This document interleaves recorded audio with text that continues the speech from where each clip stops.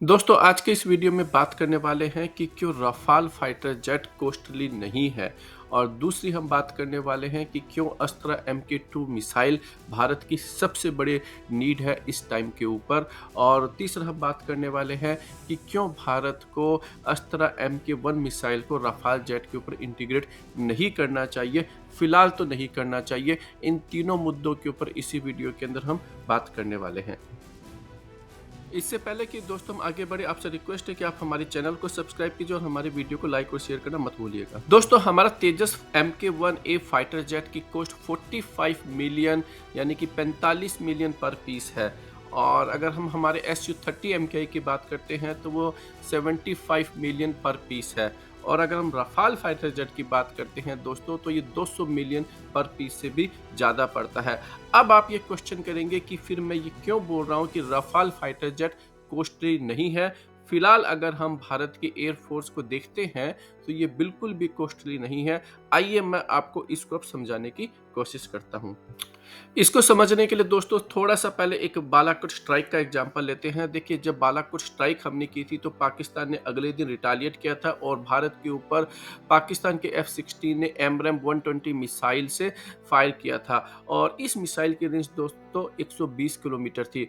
और आप सभी जानते हैं कि हमारे Su-30 MKI इसको सक्सेसफुली डॉज करने में सक्सेस हो जाते हैं, लेकिन वो कोई भी मिसाइल फायर नहीं कर पाते हैं। और उसके पीछे का रीजन होता है दोस्तों कि जो भारत का जो Su-30 MKI होता है उसकी मिसाइल की रेंज दोस्तों 80 किलोमीटर मैक्सिमम होती है। अब आप देखिए पाकिस्तान की जो मिसाइल होती है वो 120 किलोमीटर रेंज है और भारत का जो Su-30 MKI है वो उसकी रेंज 80 किलोमीटर है। लेकिन भारत के Su-30 MKI एक भी मिसाइल फायर नहीं करते हैं, क्योंकि भारत के Su-30 MKI के जो कंप्यूटर सिस्टम्स है उन्होंने ये फाइंड आउट किया कि पाकिस्तान के जो फाइटर जेट है वो 80 किलोमीटर से दूर जो है फाइट कर रहे हैं। और अगर वो मिसाइल फायर भी करते हैं तो वो मिसाइल पाकिस्तान के फाइटर जेट तक नहीं पहुंच पाएगी। और वहीं पाकिस्तान के फाइटर जेट के जो कंप्यूटर्स थे उनको ये पता था कि भारत की जो सिस्टम्स है वो पाकिस्तान की मिसाइल की रेंज के अंदर है, इसलिए उन्होंने उस मिसाइल को फायर किया था। तो इससे पता चलता है कि बियॉन्ड विजुअल रेंज मिसाइल जो है वो आज के टाइम पर सबसे बड़ा फाइटर जेट की स्ट्रेंथ के अंदर एक फैक्टर है।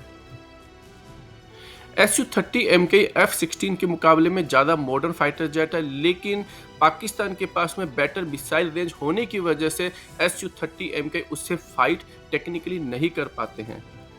और अभी भारत ने अपनी खुद की अस्त्रा MK1 मिसाइल को डेवलप कर लिया है और उसको Su-30 MKI के ऊपर इंटीग्रेट भी कर लिया है।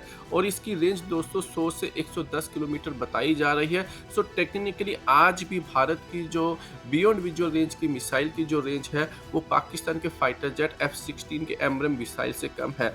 दूसरी तरफ दोस्तों आपको ये नहीं भूलना चाहिए कि पाकिस्तान ने J-10 फाइटर जेट को भी चाइना से एक्वायर किया है और उसके ऊपर वो अपनी PL-15 और 16 मिसाइलों को भी इंटीग्रेट कर रखा है। और उनकी जो रेंज है दोस्तों वो 150-45 किलोमीटर से लेकर 300 किलोमीटर रेंज की है। तो यहाँ पर भी भारत की लेटेस्ट अस्त्रा MK1 जो मिसाइल है दोस्तों वो भी पाकिस्तान के आगे रेंज के मामले में पिछड़ती है। और इसीलिए दोस्तों हमें रफाल फाइटर जेट की ज़रूरत पड़ी। हमने रफाल फाइटर जेट को परचेज किया, लेकिन बहुत ही कम संख्या के अंदर, 36 की संख्या के अंदर। और भारत की जो एयरफोर्स है वो 126 रफाल फाइटर जेट को देख रही थी। और राफाल फाइटर जेट के अंदर दोस्तों जिस मिसाइल का यूज होता है वो है मीटियोर मिसाइल, और ये दुनिया की सबसे बेहतरीन मिसाइल मानी जाती है। इसकी रेंज 150 से लेकर दोस्तों 300 किलोमीटर की है। और इसके आगे कोई भी पाकिस्तान का और कोई भी चाइनीज का फाइटर जेट आने में 10 बार सोचेगा। और यही रीजन हो सकता है दोस्तों कि 20 साल से जो भारत की एयरफोर्स है वो राफाल फाइटर जेट को मांग कर रही है। और हाल ही के अंदर इनफैक्ट नए जो एयर चीफ है उन्होंने भी जो है एडिशनल राफाल की मांग करी थी। तो इससे पता चलता है दोस्तों कि जो एयरफोर्स की जो चीफ है या जो दूसरे जो एक्सपर्ट्स हैं उनको पता है कि अगर आपके पास एक Su-30 MKI जैसा कैपेबल फाइटर जेट है, लेकिन भारत के पास में या और रशिया के पास में ऐसी मिसाइल सिस्टम्स नहीं है जो चाइना और पाकिस्तान के फाइटर जेट के मिसाइलों को अभी आप काउंटर कर सके। इसलिए दोस्तों फ्रांस ने भारत से राफाल के ज़्यादा पैसे मांगे और अभी भी जो है भारत इसीलिए ही इन फाइटर जेट का ऑर्डर नहीं कर पा रहा है। और फ्रांस को ये पता है दोस्तों कि भारत के पास में ऐसी मिसाइल रेंज फिलहाल नहीं है और इसीलिए हमें राफाल के ज़्यादा पैसे पे करने पड़े और यही वजह है कि हम और राफाल को भी परचेज नहीं कर पा रहे हैं। तो देखिए अगेन ये डिमांड और सप्लाई की बात है। जब जब फ्रांस को ये पता है कि भारत की मजबूरी है, भारत जो है वो पाकिस्तान और चाइना से पिछड़ता जा रहा है और भारत की जो अस्त्रा MK2 है वो अभी भी डेवलपमेंट स्टेज के अंदर है और उसको अभी भी टाइम लगने वाला है। इसलिए ये जो कोस्ट है दोस्तों फ्रांस के नज़रिए से देखो या फिर एयरफोर्स के अगर नज़रिए से देखते हैं तो कॉस्टली नहीं है। और यहीं पर हमारा दूसरा टॉपिक आता है दोस्तों कि क्यों भारत को अस्त्रा MK2 चाहिए, क्योंकि अस्त्रा MK2 दोस्तों उसकी रेंज जो है वही 140 से 150 किलोमीटर की रेंज होगी और जब ये मिसाइल भारत के पास में आ जाएगी तब भारत इन मिसाइलों को अपने Su-30 MKI और तेजस MK2 जैसे फाइटर जेट पर इंटीग्रेट कर सकता है और फिर जो है हमें राफाल के लिए इतनी बड़ी कॉस्ट नहीं पे करनी पड़ेगी। लेकिन तब तक दोस्तों राफाल जो है उसकी वैल्यू भारत के एयरफोर्स के लिए बनी रहेगी। और अब आते हैं दोस्तों हमारे लास्ट टॉपिक कि क्यों भारत को अपनी अस्त्रा MK1 मिसाइल को राफाल के ऊपर नहीं इंटीग्रेट करना चाहिए। देखिए अब आप पूरे वीडियो में समझ चुके हैं कि हमने राफाल को कितना कॉस्टली जो है परचेज किया है और वो भी बहुत ही कम संख्या के अंदर। और आप जानते हैं कि अभी भारत का जो बेस्ट फाइटर जेट है वो है राफाल और वो भी केवल 36 की संख्या के अंदर है।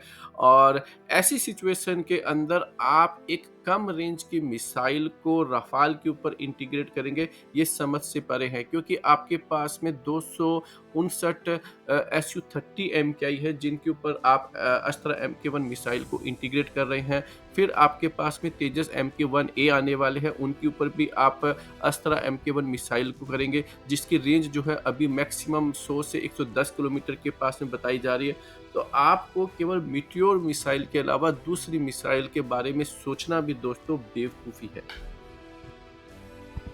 आज के इस वीडियो में दोस्तों इतना ही। आप बताइए आपको ये वीडियो कैसा लगा। हमारे चैनल को सब्सक्राइब कीजिए, अपनी ओपिनियन कमेंट सेक्शन में ज़रूर बताइए।